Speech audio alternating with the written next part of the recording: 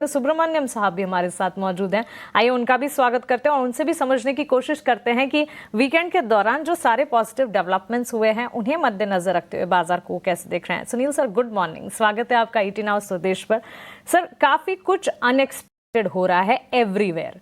अगर आप देखेंगे, टैरिफ्स रिजॉल्व होते हुए नजर आ रहे हैं, जियोपॉलिटिकल टेंशंस एक तरफ कह सकते हैं कि साइकिल एंड होती हुई वहां पर भी हो सकता है नजर आ रही है, अर्निंग सीजन भी खत्म हो रहा है, FIS की वापसी भी हुई है, भले ही एक दिन का सेल्फ फिगर है।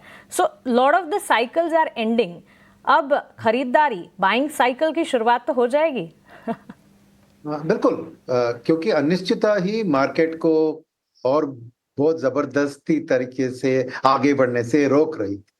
क्योंकि आपने देखा कि ये जो करेक्शन हुआ है पिछले 6 या 8 महीने में, वहां से अपने लार्ज कैप में थोड़ा करेक्शन दिखा है, मगर फिर भी हम ओवरवैल्यूड थे relative to our long term average. आज इमर्जिंग मार्केट के खिलाफ देखें, हमारी लॉन्ग टर्म एवरेज 62% प्रीमियम में एवरेज है और अभी 75 के करीब थी।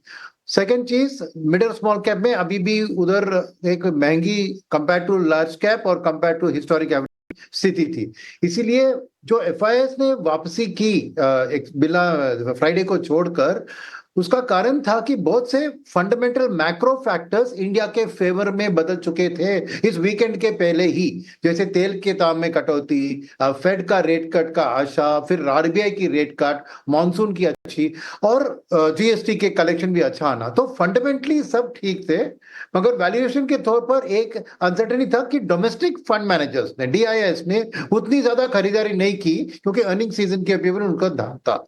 अब ये वीकेंड के ऊपर जो ही हुआ है पॉजिटिव, जैसे आपने बताया कि इंटरनेशनली भी अनसर्टेनिटी कम हो रही है, क्योंकि यूक्रेन रशिया का टॉक्स लगता है चालू होंगे और फिर US चाइना की बात भी अभी चल चुकी है थे। माने पहले वो अग्रेसिव स्टांस लिए थे, अभी उसमें सॉफ्टनिंग दिख रहा है। तो समझिए कि कुछ दिन में ये सब ठीक हो जाएंगे, कुछ एक एक्सेप्टेड लेवल ऑफ टैरिफ में दुनिया आगे बढ़ेगी। तो जब ये अनसर्टेनिटी इंटरनेशनल खत्म हो रहा है तो नेचुरली एक रिस्क ऑन फ्लेवर आ रहा है, और उसके ऊपर इंडिया की जो सीजफायर की खबरें, जो भी एक बाकी था कि एक चीज इंडिया के ऊपर उनको जो फ्राइडे में दिखा कि क्या ये लंबी अपनी जो वॉर चल रही है वो बहुत लंबी समय तक चल सकती है, वो डर भी अभी चल गया। तो मेरे ख्याल में अब मार्केट वैल्यूएशंस को नहीं देखेंगे, क्योंकि जब फंडामेंटल सपोर्ट करते हैं और लिक्विडिटी की सपोर्ट भी है तो वैल्यूएशंस को पीछे हटकर अब मार्केट आगे ही बढ़ेगा। भले ही मिड एंड स्मॉल कैप और भी वैल्यूएशन में बढ़ जाए, फिर भी क्योंकि अभी ग्रोथ प्रोस्पेक्ट्स अच्छी दिख रही है और अर्निंग सीजन की मिक्सड थी, बट फिर भी एक 9 से 12% लार्जर कंपनीज में आपको नेक्स्ट ईयर की ग्रोथ की उम्मीद अभी भी है।